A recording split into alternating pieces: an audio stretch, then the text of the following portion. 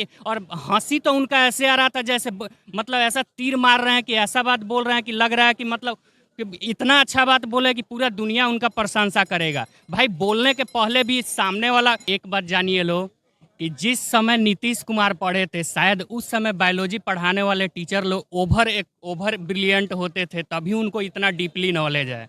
अभी का जो हम लोग का टीचर है उन लोग को कहाँ कुछ आता है, उन लोग को तो पढ़ाने आता ही नहीं है। हम लोग को तो उनसे पढ़ना चाहिए जो नीतीश कुमार को पढ़ाए हुए हैं। सोचिए उतना डीपली में उतना एक्सप्लेन करके अगर हर चीज़ कोई बच्चा सीखेगा तो सोचिए वो बच्चा कितना ब्रिलियंट होगा।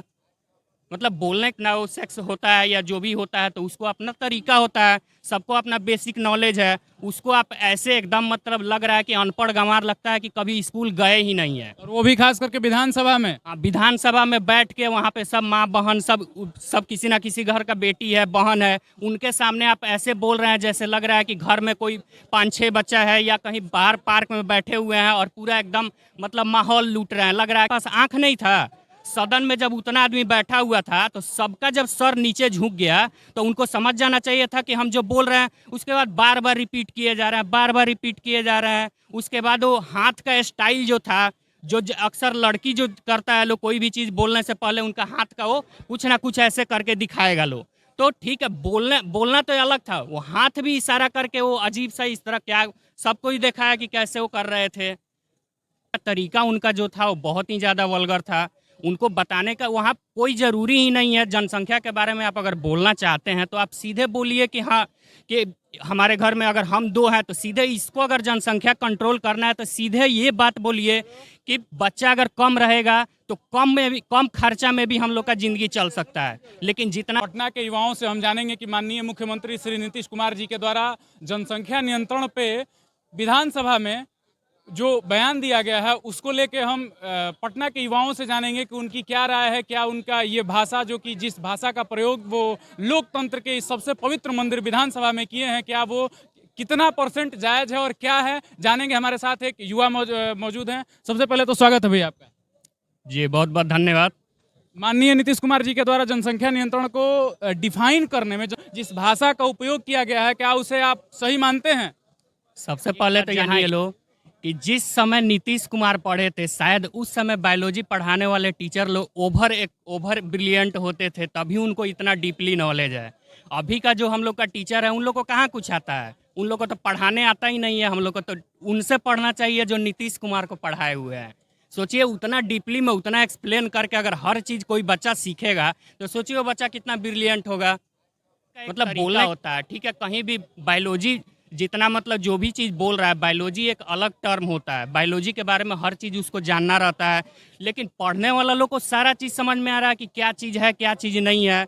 उसका बोलने का एक तरीका होता है, एक वे ऑफ लैंग्वेज होता है टॉकिंग करने का। जैसा कि मतलब मैं समझ पा रहा हूँ आपका ये कहना है कि मतलब किसी भी चीज़ को बताने का एक लहजा होता है, कि एक तरीका होता है, एक शब्द होता है जो कि एक मर्यादित शब्द होता है और एक अमर्यादित शब्द होता है। तो माननीय मुख्यमंत्री जी के द्वारा क्या किया गया है? तो अमर्यादित शब्द का यहाँ यूज किया गया है बताने का।